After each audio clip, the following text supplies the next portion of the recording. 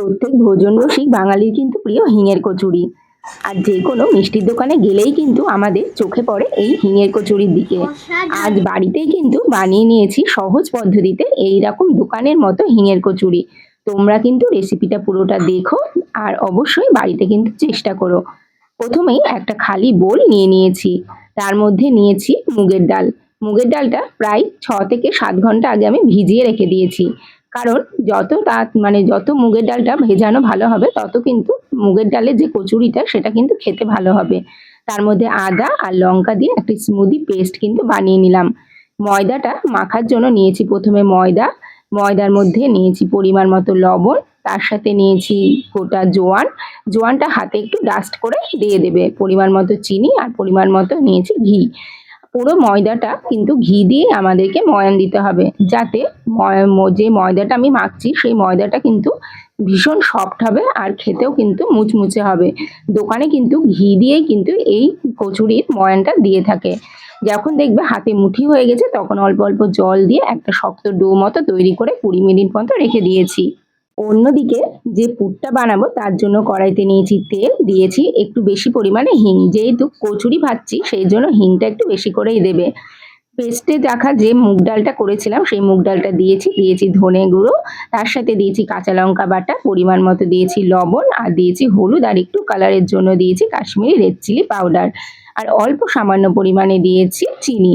এর মধ্যে অল্প একটু মৌরি কিন্তু ফোড়ন দিও, কারণ মৌরিটা দিলে যে হিঙের কচুরি ফ্লেভারটা আরও কিন্তু সুন্দর লাগে। আমার যেহেতু মৌরির যে গন্ধ সেই গন্ধটা অনেকে পছন্দ করে না, সেই জন্য আমি কিন্তু এখানে স্কিপ করে গেছি।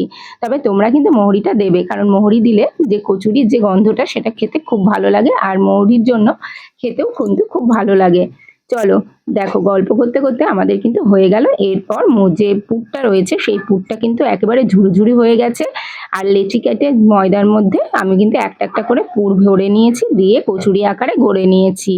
তোমরা চাইলে আগে থেকে করে রাখতে পারো, কিন্তু আগে থেকে করে রাখলে একটু জল বেরিয়ে যাওয়ার সম্ভাবনা থাকে, তাই সঙ্গে সঙ্গে পুরটা ভরে তারপরে কিন্তু ভাজবে। এখানে তোমাদের একটা টিপস দিই, যখন আমরা কচুরি বা সিঙ্গারা যে কোনো কিছুই ভাজি না কেন, যে তেলটা থাকবে সেই তেলটা থাকবে কিন্তু একেবারে হালকা গরম, খুব বেশি একেবারে গরমও না আবার খুব বেশি ঠান্ডাও না, একেবারে মিডিয়াম ফ্লেমে কিন্তু এই কচুরিগুলো আমরা ভাজবো।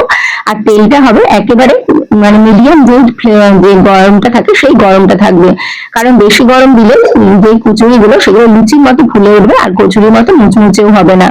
তাহলে এরকম ভাবে কিন্তু ভাজবে, আর আমি যেভাবে দেখাচ্ছি সেইভাবেই কিন্তু করো। প্রত্যেককে বিশ্বাস করবে না, সকলেই কিন্তু বলবে যে দোকান থেকে কিনে এনে খাচ্ছি।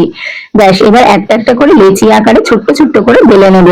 প্রত্যেকটা কিন্তু ছোট্ট ছোট্ট করে বেলতে হবে, কারণ দোকানের কচুরিগুলো তো বেশ ছোট ছোট হয়। তোমরা চাইলে একটু বড় করতে পারো, তবে ছোট ছোট করে ভাজলে কিন্তু কচুরি খেতে খুব ভালো লাগে।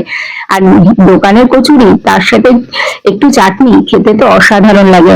আর তা যদি বাড়িতে হয় তাহলে একসাথে কিন্তু অনেকটা পরিমাণে কিন্তু খাওয়া যাবে। দেখো প্রত্যেকটা কচুরি দেখো কি সুন্দর ফুলে উঠেছে, আর খেতে সেটা তো তোমরা বাড়িতে করেই দেখবে, দিয়ে আমাকে রিভিউটা কিন্তু অবশ্যই দেখবে। কেমন লাগলো জানিও, আর ভালো লাগলে লাইক শেয়ার সাবস্ক্রাইব করে দিও।